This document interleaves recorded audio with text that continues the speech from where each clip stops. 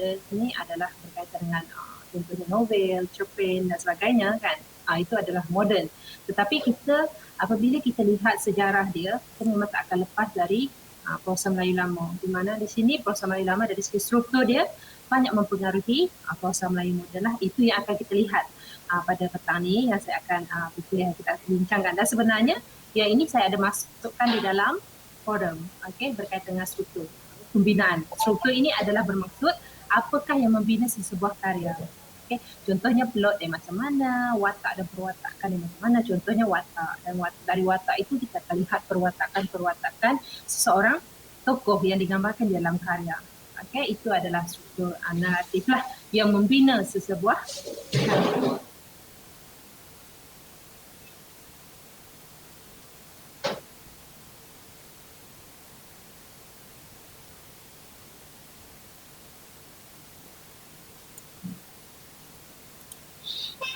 Okey, kita akan lihat struktur bermaksud sesuatu yang dibina ataupun disusun. Contohnya yang membina sesebuah karya lah.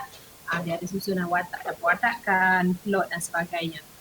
Dan pembinaan karya sastra terdiri daripada aspek penting yang akan membentuk penciptaan sesebuah karya. Ini adalah dimasukkan dengan struktur. Antaranya adalah watak.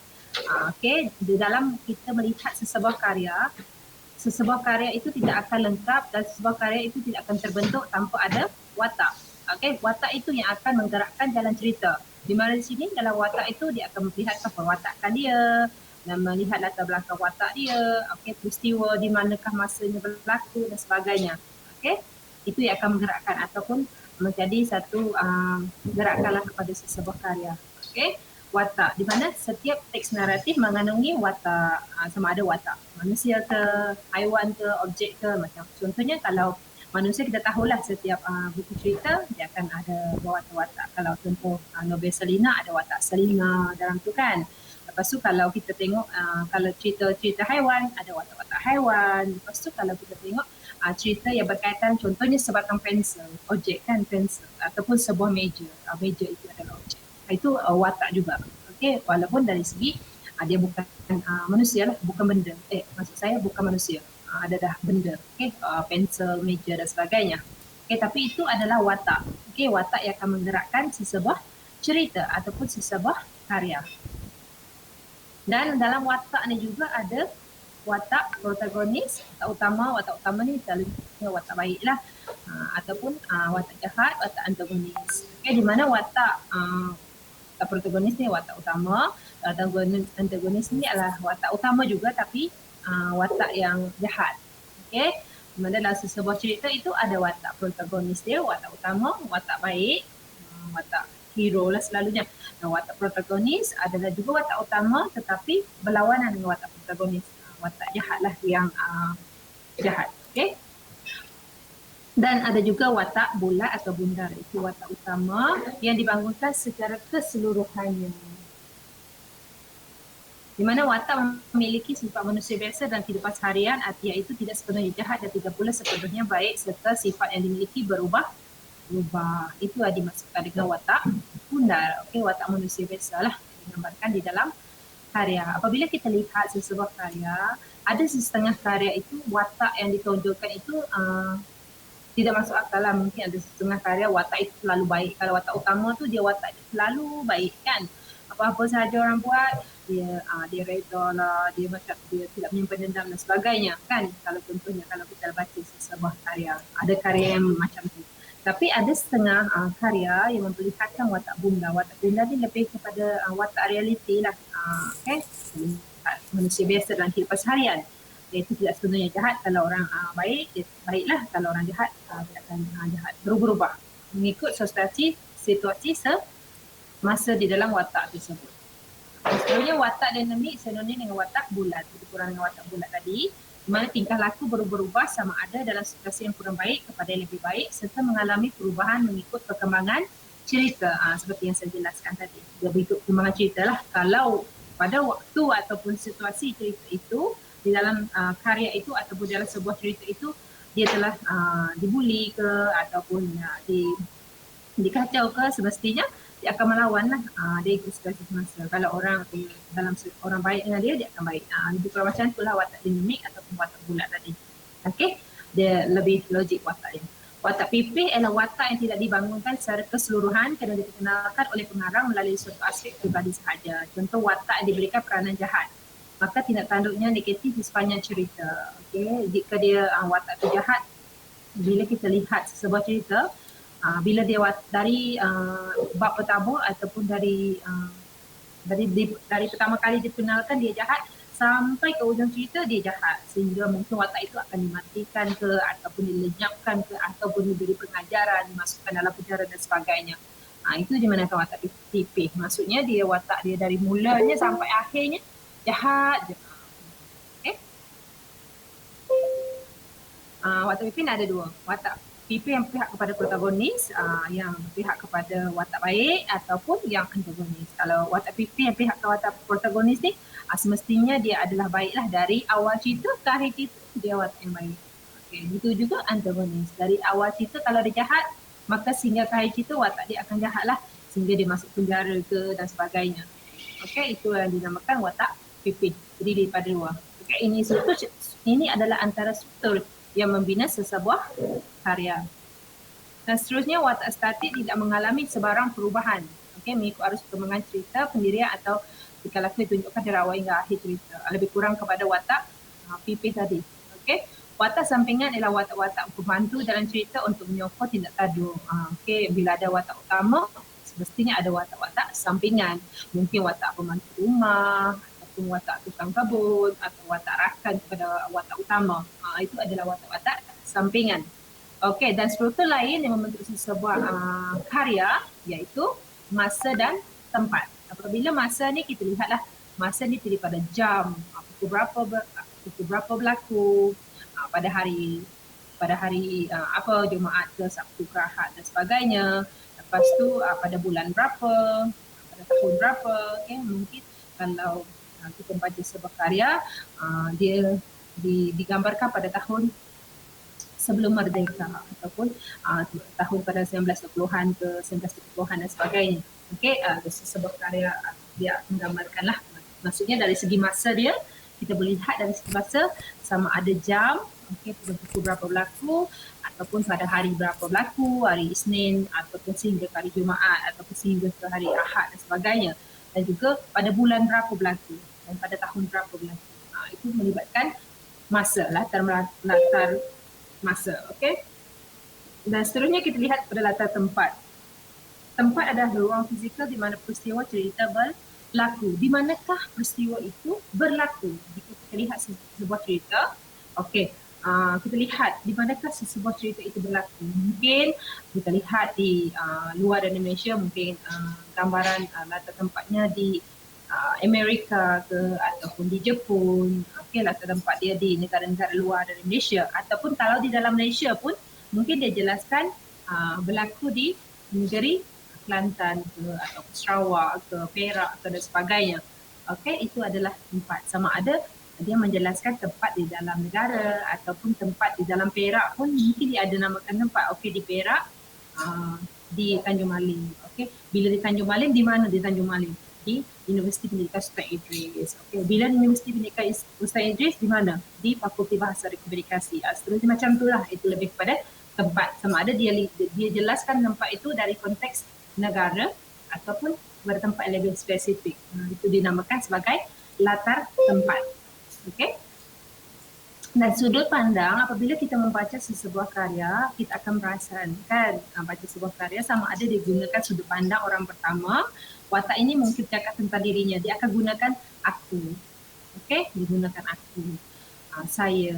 Digunakan macam itulah kalau dia sudut pandang orang pertama. Dia jadikan diri dia, okey, di dalam karya itu watak utama ataupun apa-apa saja watak di dalam karya yang dia nak dia hasilkan itu, dia jadikan aku itu sebagai watak dan diri dia. Pengarang itu jadikan diri dia di dalam karya tersebut. Okey, itu sudut pandang pertama. Okey, dan yang kedua, sudut pandang yang kedua adalah orang yang kedua. Penulis bercakap secara langsung dengan pembaca. Okay, dia bercakap secara langsung lah macam saya bercakap dengan kamu semua. Okay, dia akan bercakap secara langsung. Itu sudut pandang yang kedua. Okay. Dan sudut pandang yang ketiga yang ini yang selalu digunakan lah di mana menjelaskan fakta-fakta dari perspektif seorang saksi menggunakan kata ganti dia. Okey, ini yang selalu digunakan sudut pandang orang ketiga. Apabila sudut pandang orang ketiga ni, maksudnya dia tidak menjurus kepada satu watak sahaja. Maksudnya pengarang itu dia melihat kepada semua watak. Sudut pandang dia itu dia bukan satu watak sahaja. Semua watak dia akan lihat ataupun dia akan lebih setiap watak tu dia akan lihatlah. Bukan dari kalau orang pertama tu tadi saya tu lebih berkisar kepada orang pertama, aku dan saya. Okey, kalau orang kedua dia bercakap secara langsung, tapi yang ketiga ini pengarang menggunakan orang di dalam watak tu. Ada nama lah, nama spesial, nama mata dan sebagainya. Okey, dia menggunakan orang ketiga. Okey, dan ini yang lebih menyeluruh lah kalau yang ketiga ni digunakan watak yang ketiga. Itu ada 3 sudut pandang di dalam penulisan. Okey. Dan kita lihat struktur naratif yang seterusnya membentuk sesebuah karya dari segi plot ataupun alur cerita. Ini adalah bila kita lihat contohnya dari permulaan, climax ataupun kemuncak pelaraian. Ini adalah plot biasa. Okey, ini adalah plot biasa dalam penulisan sebuah cerita. dalam penulisan sebuah cerita.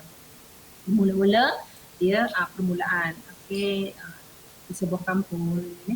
Apabila climax ni dia lebih kepada bagaimana sesuatu peristiwa, okey, dia mencapai kemuncaknya. Contohnya kalau kita lihat sebuah cerita di mana di unsur climax ni dah akan berlakunya pergaduhan, pergelutan dan sebagainya, konflik akan berlaku di tingkat climax. Dan apabila dia menuju pelaraian, sama ada selalunya happy ending lah.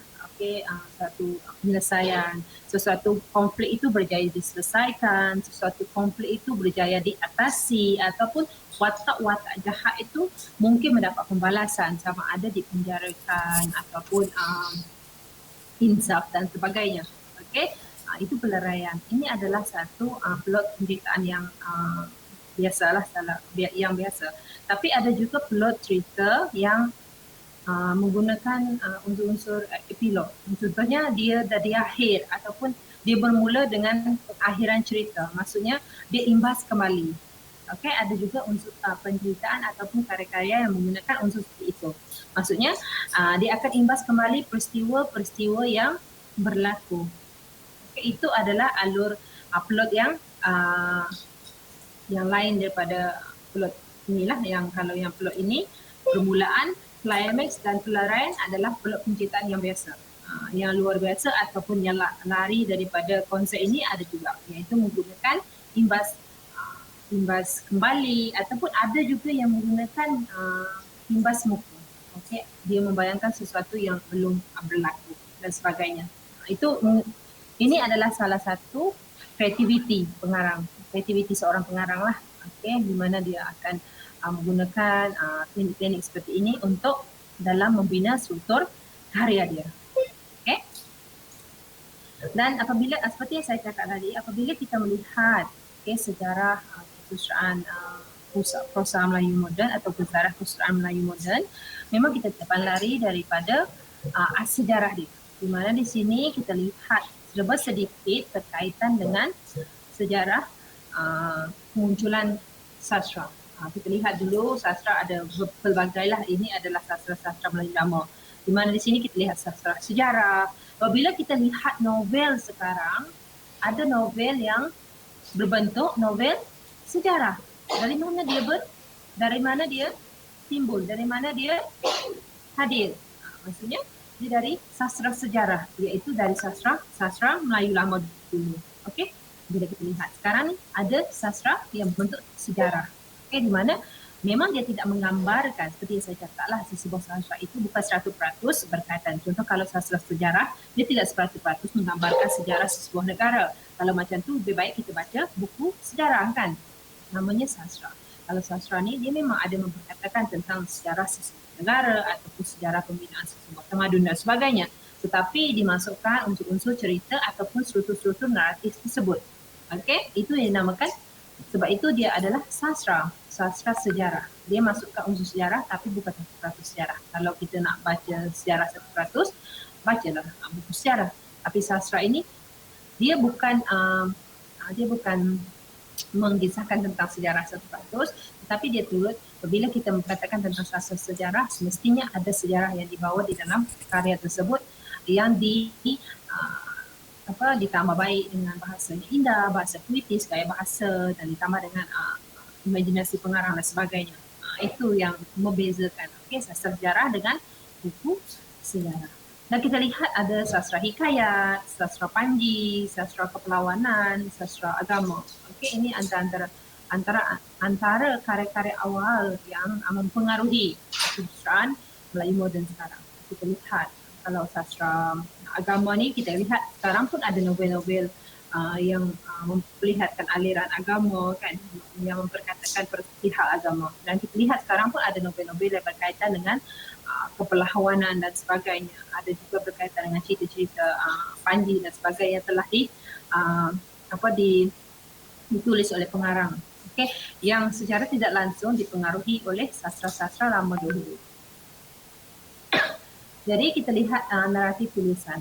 Naratif tulisan ini adalah karya-karya, kalau sebelum ini karya sastra, sebelum kedatangan Islam, sebelum ada tulisan, sebelum datang Islam, sebelum didokumentasikan karya-karya itu, kita lihat banyak ditulis kalau kita lihat sejarah lah, ditulis di batu, ditulis di dinding-dinding gua. Kita lihat bagaimana peninggalan pada zaman dahulu. Dan naratif tulisan wujud dalam bahasa Melayu setelah kedatangan Islam yang membawa bersama-sama sistem tulisan Jawi.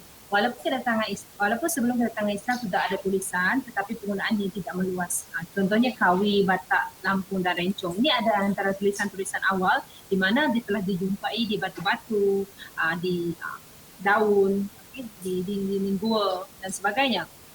Ini ada antara tulisan-tulisan awal. Walaupun pada masa itu sudah ada tulisan awal, namun setelah kedatangan Islam baru menampakkan kemunculan ataupun kita dapat lihat di mana karya sastra, munculnya sebuah karya sastra kerana telah ada tulisan untuk mereka menterjemahkan karya, sama ada karya dari Parsi, Arab dan sebagainya, diterjemahkan melalui tulisan.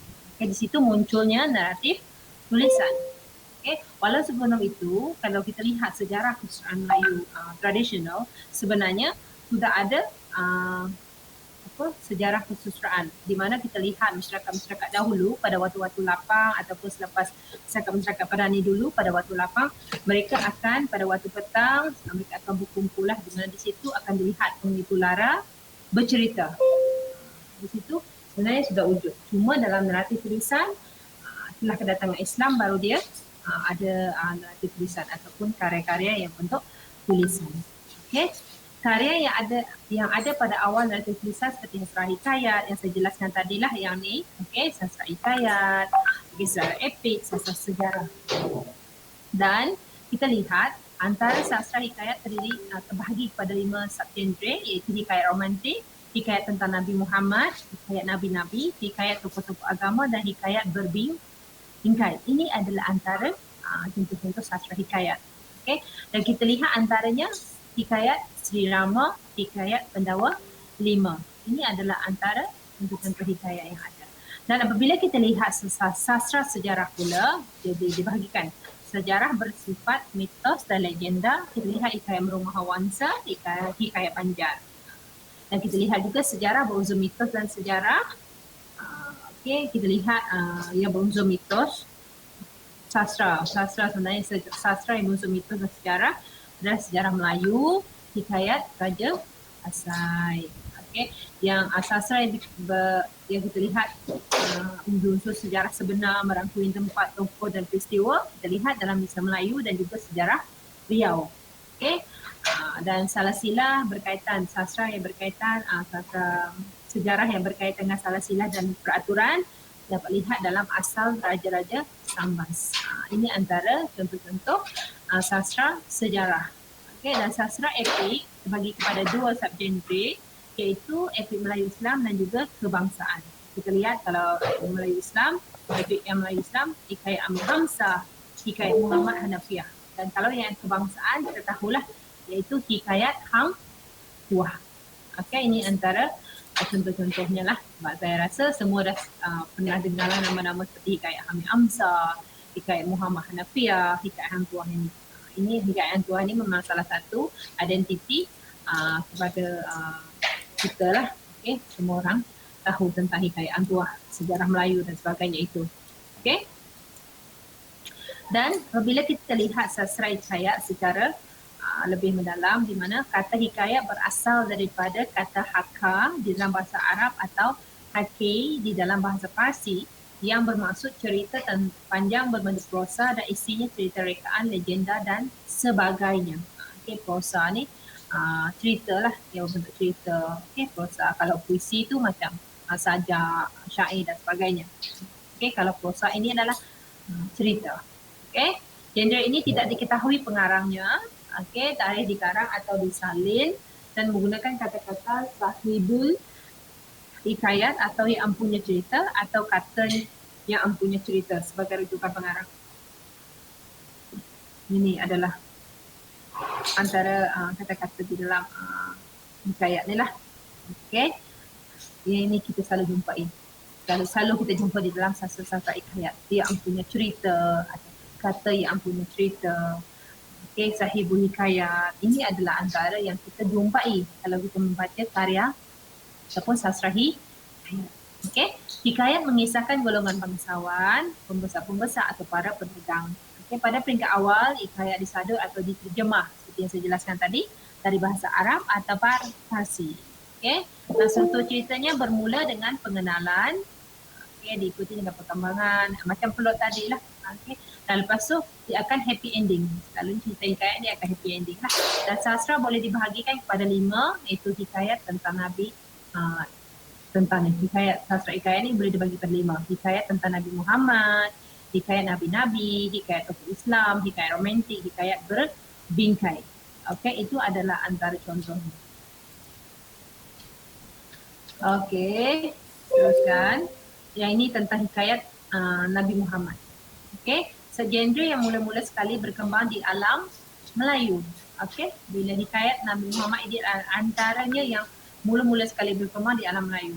Perkembangannya dipengaruhi aktiviti-aktiviti budaya seperti sambutan Maulid, membaca kisah Mikraj dan sambutan awal Muharram. Contohnya hikayat Bulan Berbelah menceritakan anak raja mendapat semula kaki dan tangannya yang hilang. Hikayat Nabi wafat menceritakan wajah orang yang mencium pusat Rasulullah menjadi berseri-seri. Dan unsur-unsur itu bersifat sebenarnya mitos, legenda dan hayalan pengarang sahajalah. Okay, yang untuk yang ini kita lihat.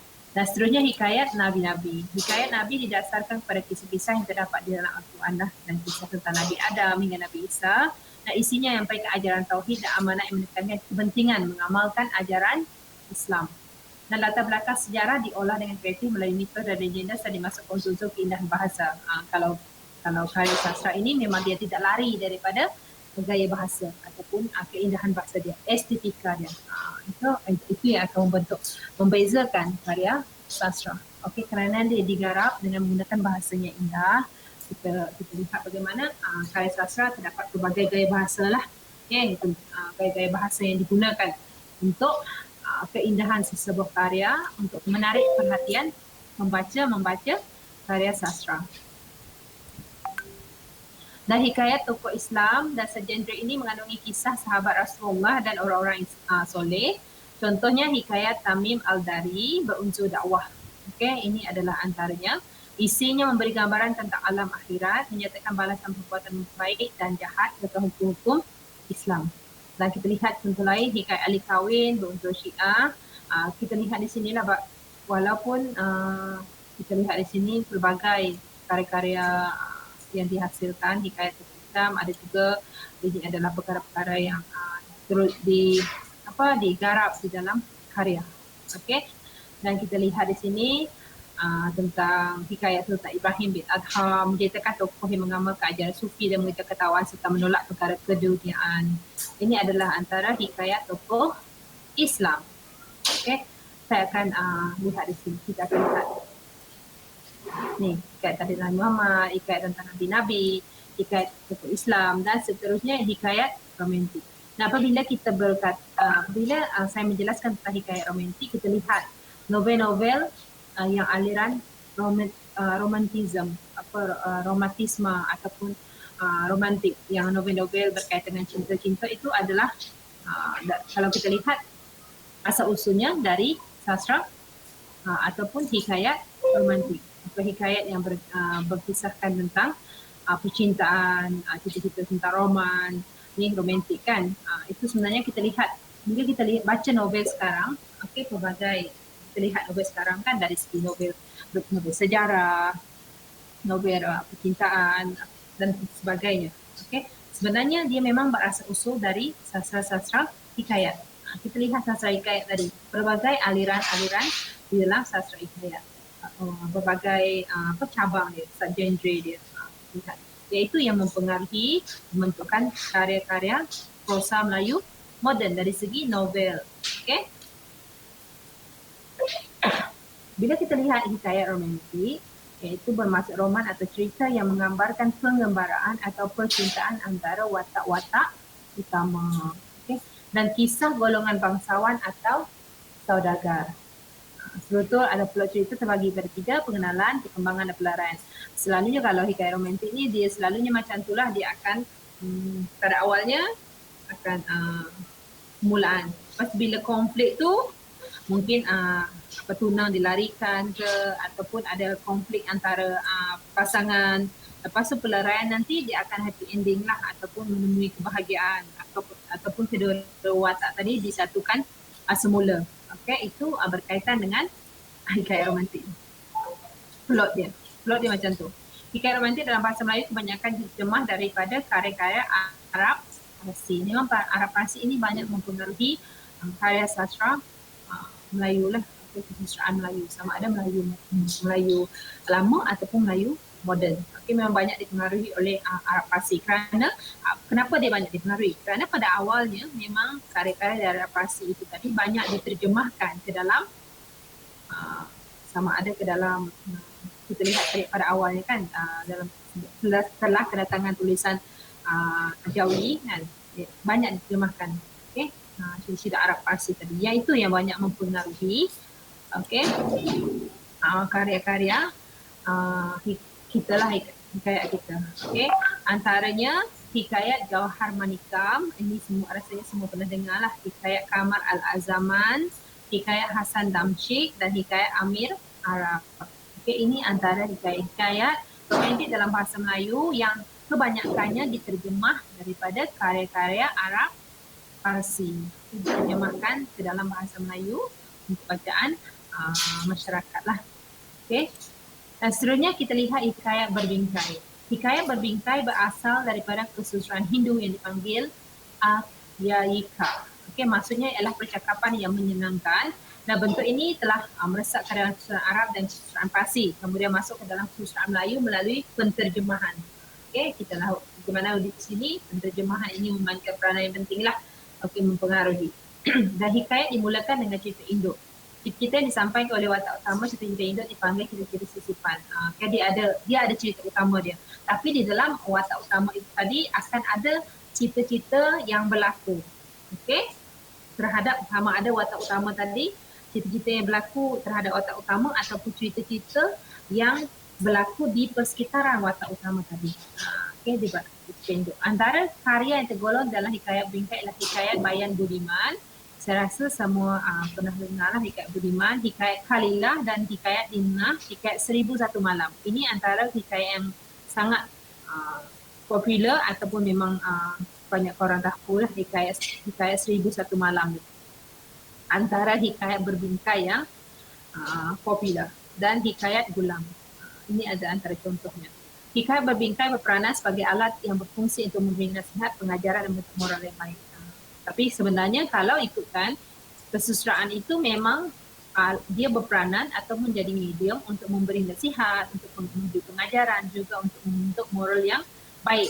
Kerana penghasilan sesebuah karya sastra itu semestinya adalah untuk mendidik masyarakat, dan untuk memberi pengajaran kepada masyarakat, dan untuk menyampaikan nilai-nilai moral kepada masyarakat.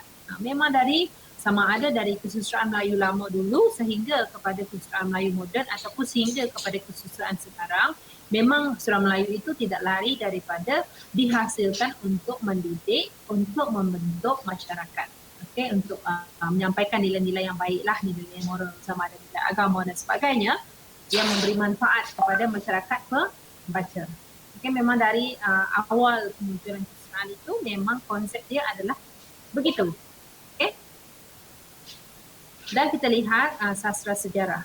Sastra sejarah dikenali sebagai historiografi.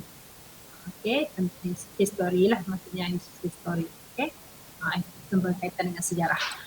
Oleh sebab historiografi dikategorikan sebagai karya sastra, maka kandungannya terisi dengan unsur sejarah dan unsur-unsur kesusastraan seperti saya jelaskan tadi. Dia ada unsur sejarah dia dan juga ada unsur-unsur kesusastraan. Apakah itu unsur kesusastraan? Okay. Dia dimasukkan dengan gaya bahasa yang indah, lepas tu dia berikan unsur cerita dan untuk menjadikan lebih menarik. Okay. Oleh sebab itu konsep sastra, konsep sejarah dalam karya sastra tidak sama dengan sejarah yang dipahami pada masa ini, iaitu peristiwa yang sahih batin. Maksudnya tidak sama dengan kalau kita nak membaca sejarah sebuah negara, mestinya kalau kita membaca, kita kena membacalah buku teks sejarah dan sebagainya. Kerana di dalam sastra sejarah ini, dia memang mengatakan tentang sejarah. Contohnya, dia ada memperkatakan tentang sejarah sebuah negara dan sebagainya. Tetapi dia bukanlah 100% kerana dia telah diadun dengan gaya bahasanya, okey, telah diadun dengan unsur-unsur cerita yang memberi memberi untuk menarik perhatian pembaca lah. Jadi kalau kita nak membaca itu kira macam apabila pengarang membaca sebuah sastra sejarah, jadi dia lebih menarik lah. Tapi kalau dia nak mengetahui, kalau orang yang nak belajar sejarah dan sebagainya, dia kena baca buku sejarah kerana dia berbeza. Walaupun dia sastra sejarah, dia berbeza dengan sejarah kerana ada unsur sastranya di situ. Okey. Walau bagaimanapun, jika dirujuk pada catatan-catatan oleh pengembara Barat dan Cina, ternyata bahawa patah-patah tentang budaya bangsa Melayu, proses pengislaman dan dasar politik Islam Melayu Melaka memang benar.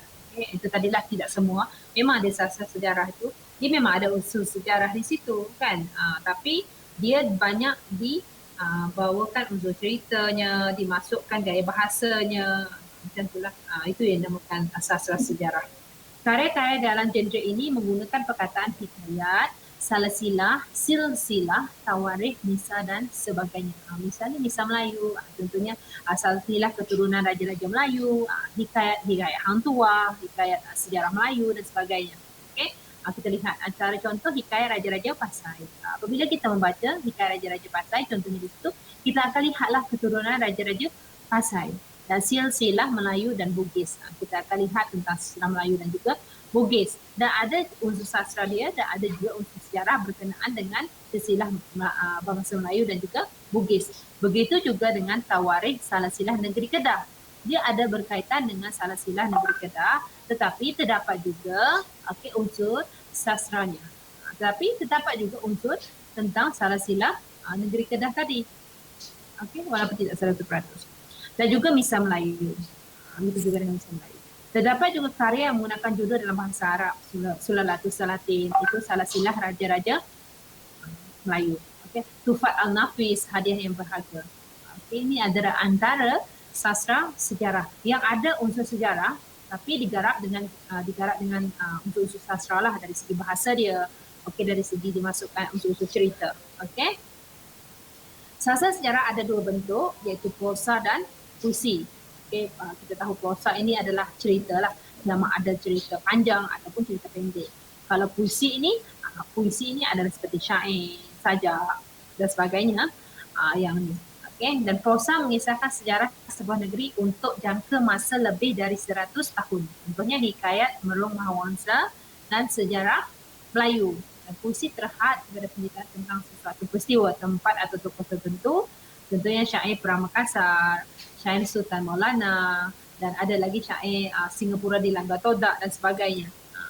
Dia lebih kepada menceritakan. Apabila kalau prosa ni sebab dia panjang kan, sebab dia tebal, Jadi dia banyak menceritakan peristiwa dah. Jadi contohnya kalau dia menceritakan tentang hikayat sejarah Kesultanan Melayu Melaka, dia akan boleh ceritakan dari awal Sultan yang pertama sehingga kejatuhan Melaka. Okey, kalau prosa. Tapi kalau puisi, dia mungkin ambil satu peristiwa, contohnya peristiwa tentang Hang Tuah dan Hang Jebat. Dia mungkin akan menceritakan tentang Hang Tuah dan Hang Jebat itu dalam puisi lah. Kerana puisi itu lebih pendek. Okey, jadi dia menceritakan satu peristiwa sahaja. Berbanding kalau prosa, dia boleh menceritakan dari awal Sultan Melaka sehingga ke yang terakhir ataupun kejatuhan negeri Melaka. Okay? Kerana dia adalah cerita panjang. Okay? Boleh menceritakan banyaklah berbanding dengan puisi. Dan isi kandungan sesebuah karya yang termasuk dalam sastra sejarah iaitu asal-usul keturunan raja, asal-usul pembukaan negeri, asal-usul kedatangan agama Islam, silsilah raja-raja yang diceritakan, kejatuhan kerajaan diceritakan. Seperti kita lihat dari dalam silsilah keturunan raja-raja. Kalau kita nak lihat silsilah keturunan raja-raja, kita lihatlah. Okey, berkaitan dengan silsilah Melayu dan Bugis. Kita boleh lihat kalau berkaitan dengan sejarah Melaka, kita boleh lihat sejarah Melayu. Kalau kita nak lihat berkaitan dengan ini banyak lagi tawarikh silsilah negeri Kedah, kita boleh lihat tentang negeri Kedah dan sebagainya. Okey, itu adalah berkaitan dengan ini kita boleh lihat kalau kita lihat silsilah. Maksudnya silsilah hikayat ini dia memperkatakan tentang keturunan raja-raja, dia memperkatakan tentang pembukaan negeri, dia memperkatakan tentang kedatangan agama Islam dan juga memperkatakan tentang silsilah raja-raja, sama ada raja-raja keturunan Kedah ataupun Melaka dan sebagainya. Dan juga menceritakan tentang sehingga kejatuhan sebuah kerajaan. Okey, sejarah Melayu kita lihat bagaimana sehingga kejatuhan kerajaan Melayu Melaka. Dan kesemua hal yang dikisahkan di dalam sastra sejarah ditulis oleh pujangga istana.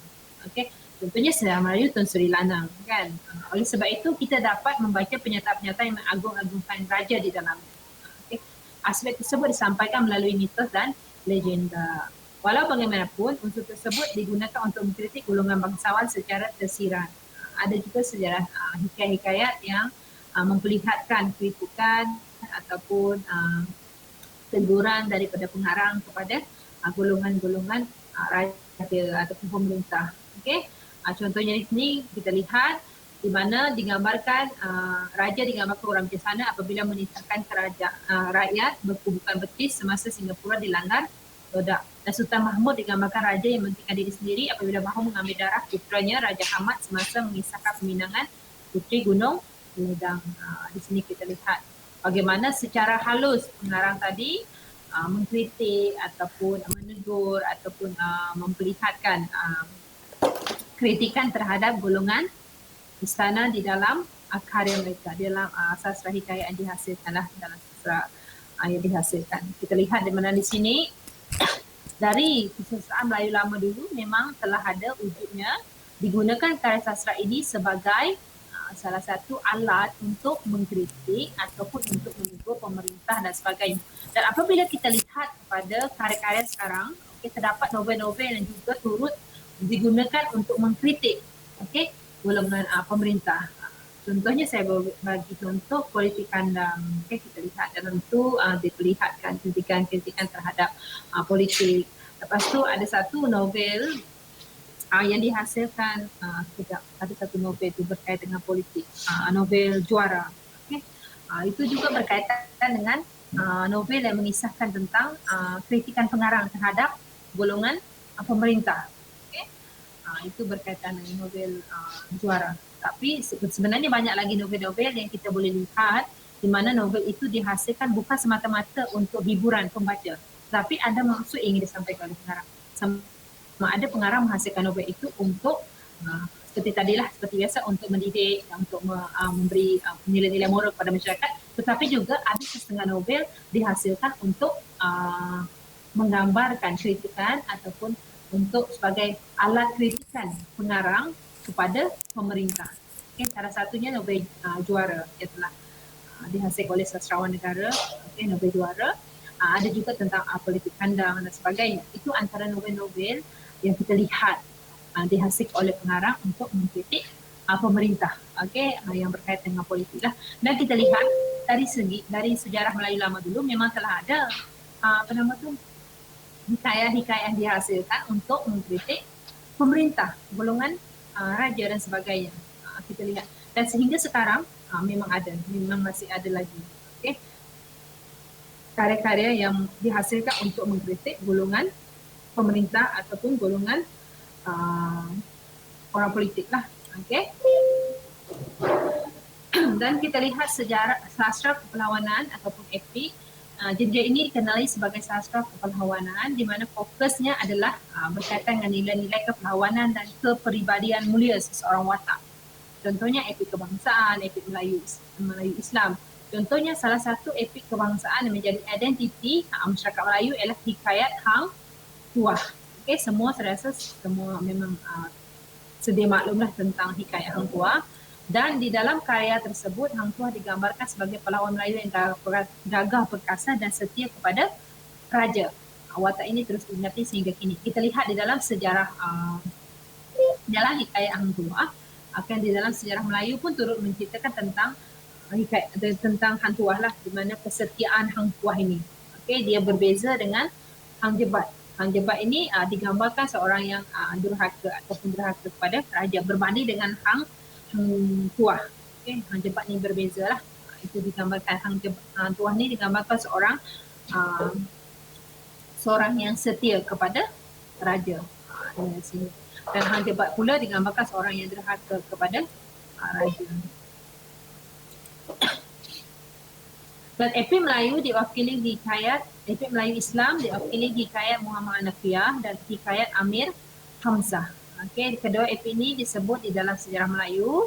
Dan cerita ini mengisahkan pahlawan Melaka meminta hikayat Muhammad Hanafiah yang dibaca bagi menaik semangat mereka semasa menghadapi serangan Portugis. Kita lihat di mana hikayat Amir Hamzah ini menceritakan tentang selalu dibacakan sebelum peperangan untuk menaikkan semangat para pahlawan. Ini contohnya hikayat Melayu Islam. Dan seterusnya sastra Panji. Apabila kita lihat sastra Panji, lebih berkisahkan tentang cinta dan kasih sayang. Bila kita lihat sejarah, apabila kita lihat novel-novel karya yang disampaikan sekarang pun, memang ada karya-karya yang memperlihatkan tentang yang memperlihatkan ada unsur-unsur sastra Panji tadi kan, yang sastra yang bertemakan cinta dan kasih sayang. Itu terlalu banyaklah karya-karya seperti itu yang dihasilkan. Pada sejarah Melayu lama dulu dikenali sebagai sastra Panji. Dan apabila kita lihat karya-karya yang dihasilkan sekarang, memang banyak karya-karya yang berkisahkan tentang cinta, kasih sayang dan sebagainya. Sama ada juga karya yang berkisar kalau berkisar cinta, ada yang berkisar cinta Islamik dan sebagainya. Tapi pada awalnya memang dikenali sebagai sastra Panji, itu bertemakan cinta dan kasih sayang. Dan ada watak Wira dan Wirati yang memakai gelaran Radin atau Panji. Watak-watak dari kalangan putra-putri Raja Jawa, watak utama dari kalangan putra-putri Raja ataupun Raja atau Istana. Berlatar belakangkan sejarah negeri Jawa dan unsur Hindu. Sastra Panji pada awalnya. Dan ada unsur peperangan, pengembaraan merantau, penyamaran, penjelmaan pembukaan negeri, wilayah baru. Kita lihat tadi. Kalau kita lihat sastra Panji, dia akan pada permulaan, lepas tu bila klimaks tu akan berlakunya peperangan lah. Kita lihat bagaimana watak utama tadi, dia akan merantau, sama ada dia nak menyelamatkan tunang dia dan sebagainya. Di situ akan ada unsur penyamaran lah, mungkin dia menyamar sebagai seekor burung dan sebagainya. Dan ada juga sastra Panji yang memperlihatkan pembukaan sebuah negeri ataupun wilayah, di mana di situ nanti akan berlaku lah, mungkin dia akan berjumpa dengan tempat yang sesuai, mungkin dia akan bermimpi dan sebagainya. Itu sastra Panji. Watak Wira ataupun Wirawati memiliki kuasa sakti. Itu saya cakap tadi. Mungkin watak Wira dia, watak tokoh utama dia memiliki kuasa sakti, boleh menjelma menjadi seekor burung ataupun seorang yang gagah perkasa dan sebagainya. Itu adalah sastra Panji. Dan contoh Hikayatnya adalah hikayat Panji Semerang, hikayat Panji Inu Kertapati. Ini adalah contoh-contoh sastra Panji. Okey, itu adalah antara sejarah awal kesusastraan Melayu. Kita lihat sekarang ni kita prosa Melayu moden, tapi kita lihat pada sejarah awal kesusastraan Melayu itu bermula dengan prosa Melayu lama, di mana novel-novel, cerpen yang banyak dihasilkan sekarang dipengaruhi oleh sastra Melayu lama tadilah. Contohnya sastra Panji. Kita lihat sastra sekarang, novel, cerpen memang ada menceritakan tentang cinta, kasih sayang dan sebagainya. Dan kita lihat hikayat sejarah. Dan sekarang pun ada novel yang dihasilkan berkaitan dengan novel sejarah dan sebagainya. Okey, kita lihat di situ, di mana di sini jika tidak ada yang lama, tidak ada yang baru. Okey, mana di sini yang lama itu tadi banyak mempengaruhi yang baru. Okey, yang sekarang lah bahasa Melayu moden. Okey, itu adalah sejarah awal tentang kesusastraan Melayu. Secara ringkasnya, tadi kita lihat berkaitan dengan unsur struktur naratif, yang itu plot, tema, watak berwatakan dan sebagainya. Itu adalah antara struktur naratif. Dan kita lihat secara ringkas di mana novel-novel, cerpen-cerpen sekarang ini sebenarnya dipengaruhi oleh kemunculan sastra-sastra hikayat dahulu. Okey, di mana hikayat sejarah, hikayat Panji dan sebagainya. Okey, dan seterusnya, nah ini, jelaskan struktur sebuah karya sastra yang anda pilih kepada kelas. Sebenarnya saya dah beri, okey, untuk yang saya telah jelaskan tadi berkaitan dengan struktur dan sastra hikayat, ada apa-apa soalan tak? Sekejap, sini lain. Aduh. Ada apa-apa soalan? Ni. Khairul, ada tak Khairul? Maaflah saya cakap cepat sikit sebab saya risau masalah internet. Ada apa-apa soalan sebelum saya bertanya soalan?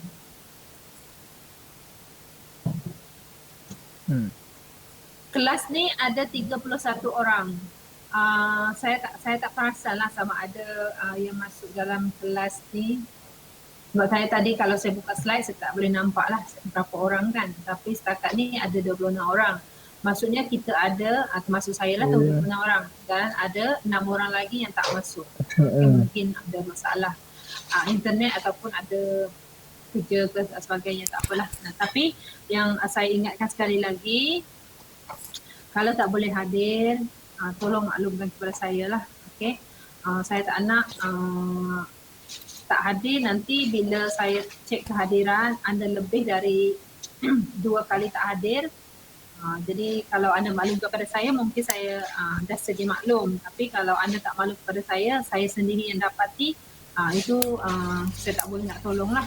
Jadi apa-apa pun kalau tak dapat hadir ke apa semua, kena maklumkan. Okay, tolong maklumkan. Kalau segan ke, tak biasa ke dengan saya, maklumkan kepada ketua kelas Luffy dan juga siapa? Shida ke? Siapa? Shida. Maklumkan kepada Luffy dan juga Shida. Kalaupun malu, mungkin tak biasa dengan Luffy dan Shida, tak apalah, maklumlah kepada yang lain lah, sama ada Sakti ke, Akilah ke, Diana ke, okay, Khairul ke. Maklumkan kepada kawan. Nanti kawan boleh maklumkan kepada sama ada kepada saya ataupun kepada ketua dan penolong lah. Okay, supaya kita tahu. Mungkin dia ada masalah internet ataupun bekerja di hujung minggu ni. Kalau di hujung minggu ni mungkin saya boleh terima lah bekerja kan. Ataupun ada hal-hal lain. Tapi kalau hari-hari yang kita buat kuliah, kalau tak boleh hadir, saya sangat mohon kepada semua maklumkan kepada saya, mesej WhatsApp. Okey? Jangan diam. Supaya saya tahulah, supaya saya tahu berapa kali tak hadir. Sebab kalau saya masuk rekod berapa kali tak hadir, kalau dua kali tak hadir kan dia automatik macam bar kan. Jadi saya tak nak perkara tu berlaku. Okey? Jadi jangan diam, tolong maklumkan kepada saya ataupun kepada Luffy boleh, Shida boleh, ataupun kepada kawan-kawan. Okey, supaya kawan-kawan boleh maklumkan lah. Nanti maklumkan mungkin ada masalah internet kan. Okey, baik. Baik doktor. Okey, Natasha. Okey, sudah. Yang lain ada soalan? Lepas tu saya ada suruh apa? Dia letak kat forum berkaitan dengan struktur sebuah karya. Ada tak buat? Kalau ada buat boleh bincang kat sini lah. Okey. Seperti biasalah kalau forum tu sebenarnya hari tu saya tiba-tiba terfikir kan sebab kelas tak ada. Jadi saya masukkanlah mungkin kalau yang dah ada karya tu dia tak ada masalah. Kalau yang dah ada karya untuk tugasan satu, dia boleh je guna karya dia tu jelaskan salah satu struktur. Mungkin dia nak cakap berkaitan dengan perwatakan kan. Dia keluarkanlah satu watak, lepas tu dia jelaskanlah perwatakan dia macam mana watak dalam cerita tu, lepas tu jelaskan watak dia. Macam tu. Ringkas sahaja. Saya bukan suruh buat esei panjang-panjang, tak ada. Saya cuma biarlah nanti sampai-sampai tu boleh baca untuk tugasan satu maksudnya. Jadi apa-apa yang saya beri tugasan tu sebenarnya dia ada berkaitan dengan tugasan satu lah, sebab kan sambil belajar membaca karya tu dia mungkin boleh keluarkan unsur-unsur yang penting kan di dalam karya tersebut yang dia baca tu. Macam tu. Jadi belum Daisy belum siap, tak apa. Nanti boleh buat lah, maksudnya dah tahulah struktur macam mana kan. Nanti boleh buat, keluarkan watak dia ataupun apa-apa sahaja yang berkaitan dengan struktur naratif, keluarkan, tak payah panjang, satu sahaja. Okey. Sampai-sampai anda membaca karya sastra untuk tugasan satu. Jadi macam tu lah maksud saya. Bukan saya nak suruh panjang-panjang, tak ada. Baca karya yang dikaji tu, sampai-sampai tu tengoklah struktur dia, karya dia, keluarkan kan, itu saja. Okey, yang lain ada tak nak kongsi dengan tugasan yang saya beri dekat forum tu? Ada yang dah siap ke? Ada yang dah siapkan di dalam tu, tapi saya kalau boleh saya nak, kalau ada yang nak kongsi lah baca ke, nak kongsi sendiri.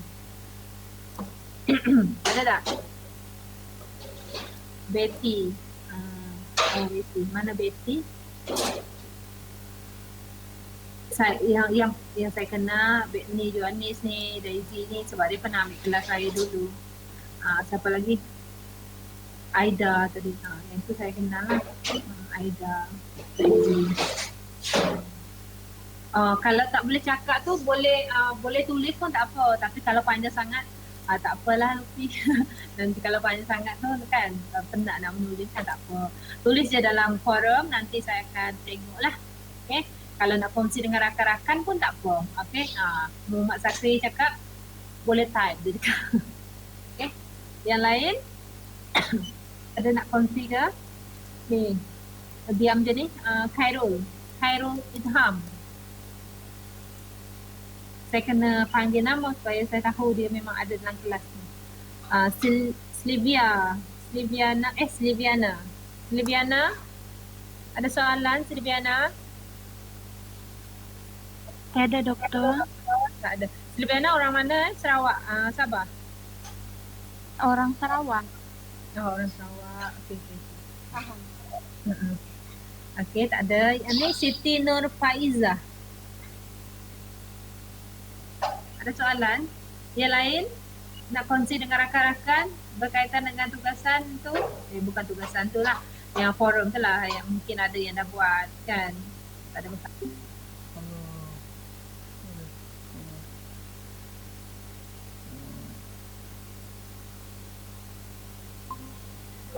Tak ada? Saya harap semua faham yang berkaitan dengan kuliah tadi.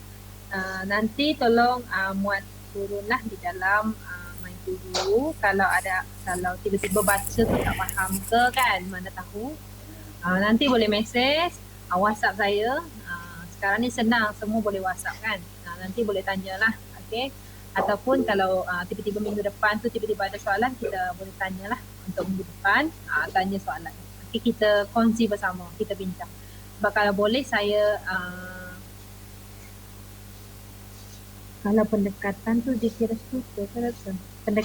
Pendekatan apa? Kalau teori dan pendekatan itu adalah alat yang digunakan untuk mengkaji karya. Itu ke maksudnya pendekatan? Pendekatan maksudnya? Ini siapa ni? Najihah. Doktor, Ya. doktor pagi tadi pula. Apa ni awal-awal tadi saya tak dapat masuk kelas sebab internet saya lambat. Jadi Okey. doktor ada recording ke? Oh, tak ada sebab minta maaf lah, saya pun terlupa pula nak recording. Minta maaf dah. Nanti Siti Khadijah. Doktor, yang Ya. untuk kelas hari ni tak silap saya rakan saya Sakri ada rakam. Nanti mungkin dia akan cuba share link kat kelas ke? Okey. Boleh, terima kasih banyak-banyak. Lepas tu kalau macam tu, kalau Sakri boleh rakam kan? Boleh rakam, nanti boleh dia share dengan rakan-rakan lah Sakri ya. Ya doktor, lepas ni saya try tengok balik. Kalau berfungsi baik, saya sharekan dengan kawan-kawan semua. Okey. Terima kasih Sakri. Baik, Alhamdulillah. doktor. Okay, nanti boleh share dengan rakan-rakan. Terima kasih doktor. Okey. Kehadiran jangan lupa yang lain. Lepas tu saya kongsilah yang Lutfi dah buat ni. Mungkin nanti boleh sebagai panduan, okey. Karya sastra yang saya pilih adalah Cerita di Pinggir Senja yang ditulis oleh Ilham Yusuf tahun 2020. Bagus. Ni karya yang baru, okey. Kalau dapat karya yang baru ni baguslah kan. Cerpen ini mengisahkan tentang dua sahabat karib iaitu Iqbal dan Karman yang sedang berbual mengenai perihal kehidupan terkala menunggu masa sebelum tiba waktu maghrib. Iqbal merupakan seorang mahasiswa yang bakal menjadi seorang pendidik. Beliau seorang yang berperwatakan tenang dan berfikiran terbuka. Okay. Manakala Karman pula merupakan individu yang berpelajaran tinggi tetapi beliau suka mendukung falsafah yang dibawa oleh tokoh ilmu pada tahun 1970-an iaitu Ivan Illich. Betul kan saya sebut? Beliau seorang yang punya pendirian yang tegas dan berani dalam menyatakan suatu perkara. Ini bertemakan kesungguhan anak muda dalam perjuangan hak asasi manusia yang dipinggirkan. Okey. Macam ni lah buat lebih kurang macam Muhammad Lutfi ni. Dia ada menceritakan tentang perwatakan Iqbal tu, perwatakan Karman kan. Lepas tu dia tentu juga tentang tema dia tentang apa? Tentang kesungguhan anak muda dalam perjuangan hak asasi manusia. Lebih kurang macam tu. Jadi apabila anda membuat tugasan nanti secara tidak langsung, anda dah faham lah bila anda keluarkan macam ni, secara tak langsung anda faham apa yang cuba disampaikan di dalam karya. Mungkin kalau nak tengok, kalau macam Muhammad Lutfi ni, mungkin dia nak tengok dari aspek pemikiran, aspek pemikiran apa disampaikan oleh pengarang. Okey, macam tu. Ataupun dia tengok dari segi apa-apa sajalah dalam ni. Tapi dari sini kita lihat bagaimana pengarang cuba membawa satu aspek pemikiran tentang kepentingan kesungguhan anak muda. Okey, kerana ini adalah salah satu novel baru kan, novel 2020. Kita lihat ni novel 2020. Agak baru novel. Bukan agak baru, memang novel yang barulah. Tidak banyak yang kaji. Jadi banyak perkara yang Lutfi boleh tengok dalam karya ni. Kerana dia tak ada orang kaji lagi. Jadi sangat banyaklah dia boleh tengok dalam karya ni. Macam itulah. Jadi bila anda baca karya tu, anda boleh keluarkan macam ni. Jadi nanti bila nak analisis, bila anda tengok, anda dah tahulah apa nak kaji dari sudut apa. Okey? Yang ni pula. Ni. Lutfi tadi sambung balik. Cerpen ini memberi mesej yang syarat. Okey, dia sekarang ni dia cakap pasal mesej. Tadi dia tengok pasal perwatakan. Watak Iqbal, perwatakan macam mana. Karman, watak macam mana. Lepas tu dia berkaitan dengan tema dia. Lepas ni dilihat mesej pula yang apa disampaikan oleh pengarang. Mesej yang syarat dengan penekanan bahawa suatu amanah dan tanggungjawab itu tidak boleh diambil secara sambil lewa. Okey, nilai keberanian yang ada di dalam cerpen ini mengajak pembaca untuk berani membetulkan perkara yang salah dan menegakkan perkara yang benar. Akhir sekali cerpen ini mengajar pembaca bahawa meskipun seorang kaya dengan ilmu tapi kurang dari segi adab, ianya tidak bermadai. 2A maksudnya adab dan akhlak. Okey, itu tadi yang menurut Lutfi. Okey, ini cerpen yang dilihat oleh Lutfi lah. Kita lihat sangat besar mesej yang telah dibawa oleh pengarang di dalam karya itu. Okey, pengarang memperlihatkan bahawa seorang anak muda tu dia harusnya macam mana? Okay, seorang yang berani menegakkan kebenaran. Okey, seorang anak muda yang amanah, bertanggungjawab dan sebagainya. Itu yang ingin dibawakan oleh pengarang di dalam karya. Okey, yang dilihat oleh Lutfi tadilah. Okey, makasih Lutfi. Lepas tu Nazura, karya sastra yang dipilih ialah Langit Petang. Okey, ini sebuah karya yang baik juga dari A. Samad Said kan.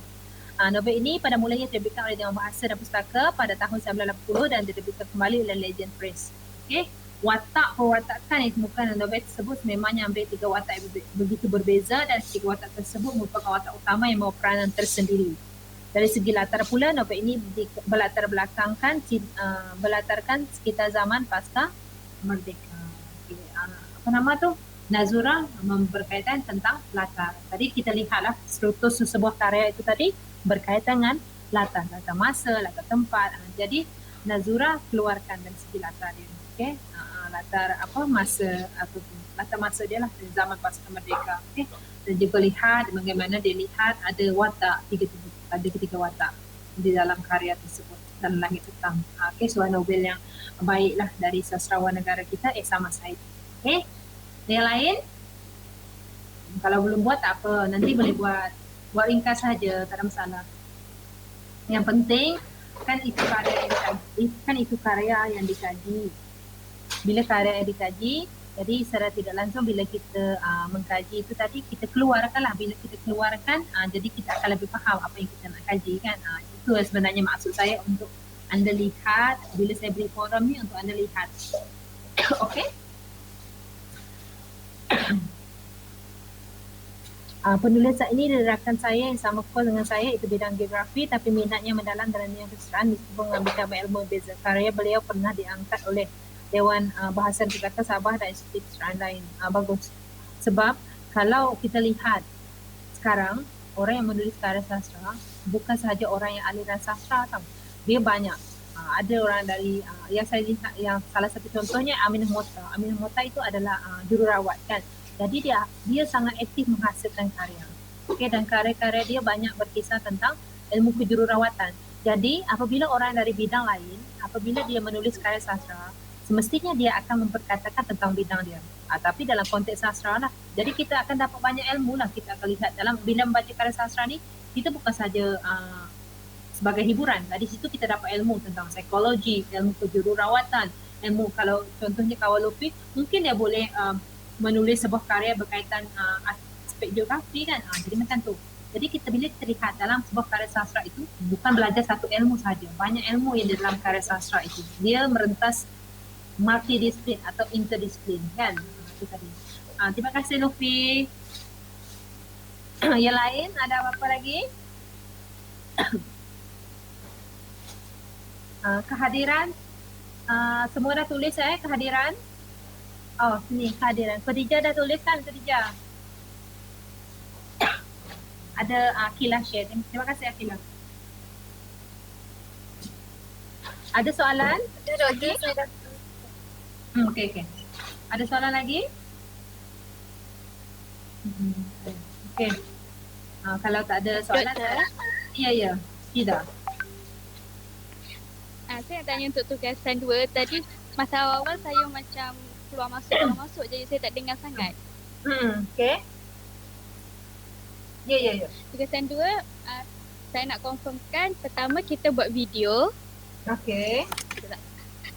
Tu daripada video tu kita jadikan daripada Aniflip ataupun Canva dan sebagainya kan. Ya. Lepas tu yang perlu dibentangkan tu adakah video tersebut? Okey, yang perlu dibentangkan itu adalah PowerPoint tu. Sebab macam ni, kita akan bentang PowerPoint dulu tau. Nanti akan bentang PowerPoint dulu, lepas tu saya akan bagi komen lah. Mungkin kalau ada penambahbaikan, boleh tambah baik, baru ditransformasikan.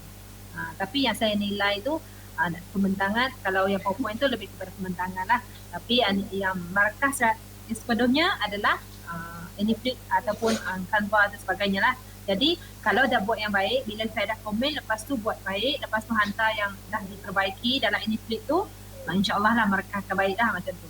Jadi saya lebih suka kalau bentang dalam PowerPoint dulu, kita akan komen, mungkin rakan-rakan ada apa komen, penambahbaikan.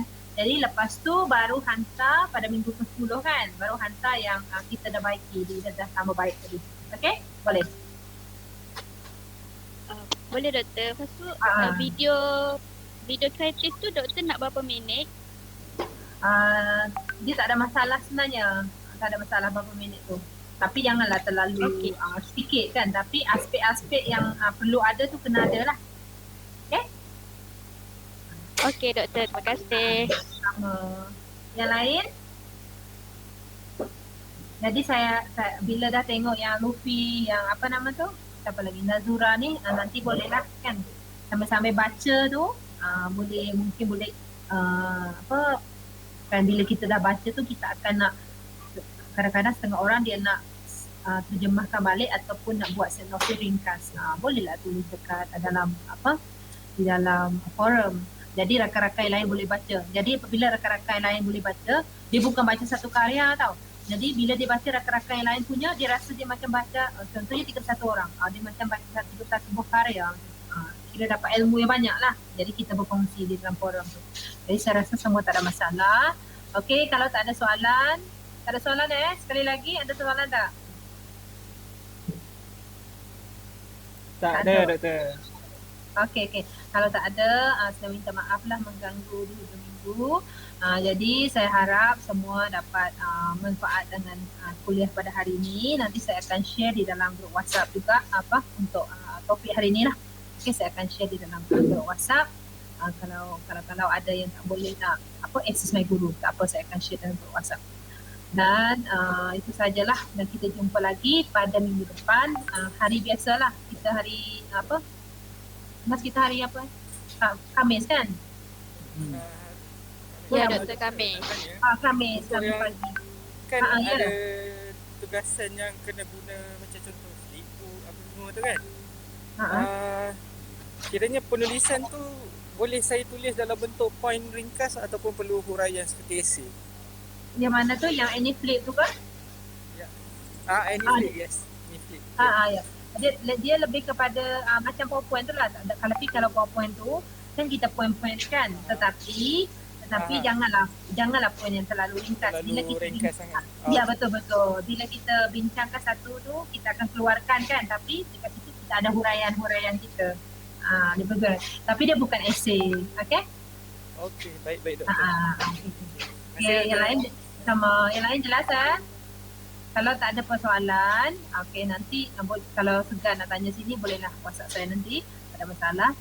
Kita akan akhiri kuliah pada hari inilah. Kita akan jumpa minggu depan. Okey, minggu depan di hari kuliah seperti biasalah. Okey, kuliah seperti biasa. Nanti akan share link Google Meet lah. Okey, itu saja hari ini. Assalamualaikum, selamat petang, selamat berehat semua. Terima kasih Doktor. Terima kasih Doktor. Terima kasih, Doktor. Terima kasih kawan-kawan. Terima kasih doktor. Terima kasih doktor. Terima kasih doktor.